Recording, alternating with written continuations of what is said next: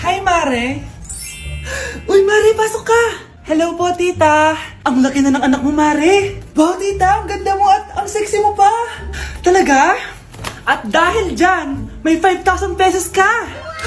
Thank you po, tita. Oo nga, Mare, ang ganda ng damit mo. Gusto mo din ng pera? Oh. Ang ganda din ng buhok mo, Mare. Ito pa.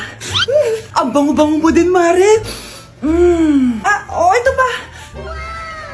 Ang pogi naman ng anak mo, Mare. Siyempre, mana sa akin. At bibigyan ko ng 1 million pesos at house and lot kung sino man ang mapapangasawa ng anak ko.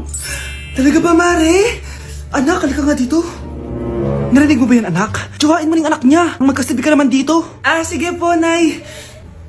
Ang gwapo mo naman. Pwede ba kitang tsuwain?